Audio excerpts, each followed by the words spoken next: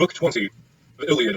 The gods hold a council and determine to watch the fight. From the hill, Calicolony, and the Barrow of Hercules, a fight between Achilles and Aeneas is interrupted by Poseidon, who saves Aeneas. Achilles kills many Trojans. Thus then, the Achaeans arm by their ships around you, O son of Peleus, who were hungering for battle, while the Trojans hoover against them armed upon the rise of the plain. Meanwhile, Zeus, from the top of many-belled Olympus, bade Themis gather the gods in council, whereon she went about and called them to the house of Zeus. There was not a river absent except Oceanus, nor a single one of the nymphs had haunt fair groves, or springs of rivers, and meadows of green grass. When they reached the house of cloud-compelling Zeus, they took their seats in the arcades of polished marble, which Hephaestus, with his consummate skill, had made for Father Zeus. In such wise, therefore, did they gather in the house of Zeus. Poseidon also, lord of the earthquake, obeyed the call of the goddesses, and came up out of the sea to join them. There, sitting in the midst of them, he asked what Zeus's purpose might be. Why, said he, wielder of the lightning, have you called the gods in council? Are you considering some matter that concerns the Trojans and Achaeans, where the blaze of battle is on the point of being kindled between them? And Zeus answered, You know my purpose, shaker of earth, and wherefore I have called you hither. I take thought for them even in their destruction. For my own part I shall stay here seated on Mount Olympus, and look on in peace, but you others go about among Trojans and Achaeans, and help either side as you may servilely dispose. If Achilles fights the Trojans without hindrance, they will make no stand against him. They have ever trembled at the sight of him, and now that he is roused to such fury about his comrade, he will override fate itself and storm the city. Thus spoke Zeus, and gave the word for war, whereon the gods took their several sides and went into battle. Hera, Pallas Athena, earth-encircling Poseidon, Hermes, bringer of good luck and excellence in all cunning. All these joined the host that came from the ships. With them also came Hephaestus in all his glory, limping, but yet with his effeminate legs flying lustily under him. Ares, of gleaming helmet, joined the Trojans. With him Apollo, of locks unshorn, and the archer goddess Artemis, Leto, Xanthus, and laughter-loving Aphrodite. So long as the gods held themselves aloof from mortal warriors, the Achaeans were triumphant, for Achilles, who had long refused to fight, was now with them.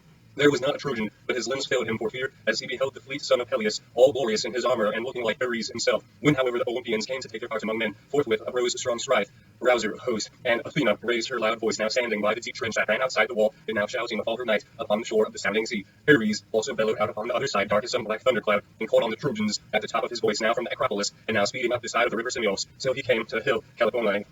Thus did the gods swear on both hosts to fight and rouse fierce contention also among themselves. The seer of gods and men thundered from heaven above, while from beneath Poseidon shook the vast earth, and bade the high hills tremble. The spurs and crests of many fountains in Ida quaked also as the city of the Trojans and the ships of Achaeans. Hades, king of the realms, below was struck with fear. He sprang panic-stricken from his throne and cried aloud in terror lest Poseidon, lord of the earthquake, should crack the ground over his head and lay bare his moldy mansions to the sight of mortals and immortals, mansions so ghastly grim that even the gods shudder to think of them. Such was the uproar as the gods came together in battle. Apollo, with his arrows, took his stand to face King Poseidon, while Athena took hers against the god of war. The archer goddess Artemis, with her golden arrows, sister far-darting Apollo, stood to face Hera. Hermes, the lusty bringer of good luck, faced Leto, while the mighty eddying river, whom men call Scamander, the gods Xanthus matched himself against Hephaestus. The gods then were thus ranged against one another. The heart of Achilles was set on meeting Hector, son of Priam, for it was with his blood that he longed above all things, else the glut, the sovereign lord of battle. Meanwhile, Apollo set Aeneas on to attack the son of Peleus, and put courage into his heart, speaking with the voice of Lycon, son of Priam. In his likeness, therefore, he said to Aeneas, Aeneas, counselor of the Trojans, where are now the brave words with which you vaunted over your wine before the Trojan princes, saying that you would fight Achilles, son of Peleus, in single combat?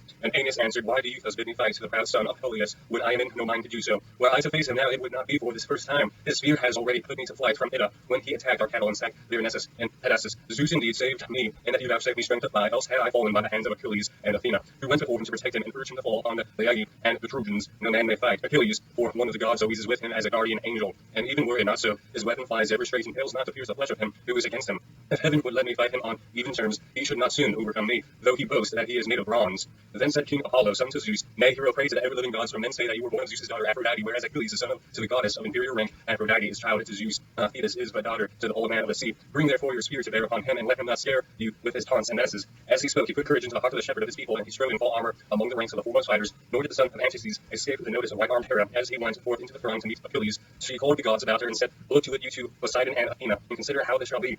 Who this Apollo has been sending Aeneas clad in full armor to fight Achilles? Shall we turn him back at once, or shall one of us stand up Achilles and endow him with strength, so that his heart fail not, and he may learn that the chiefs of the immortals are on his side, while the others who have all along been defending the Trojans are but vain helpers? Let us all come down from Olympus and join in the fight, that this day we may take no hurt at the hands of the Trojans. Hereafter let him suffer whatever fate may have spun out for him when he was begotten and his mother bore him. If Achilles be not thus assured by the voice of a god, he may come to fear presently when one of us meets him in battle, for the gods are terrible if they are seen face to face. Poseidon, lord of the earthquake, answered her, saying, Hera, restrain your fury. It is not well. I am not in favor of forcing the other gods to fight us, for the advantage is too greatly on our own side. Let us take our places on some hill out of the beaten track, and let the mortals fight it out among themselves. If Ares or Phoebus Apollo begin fighting, or keep Achilles in check so that he cannot fight, we too will at once raise a cry of battle. In that case, they will soon leave the field and go back vanquished to Olympus among the other gods.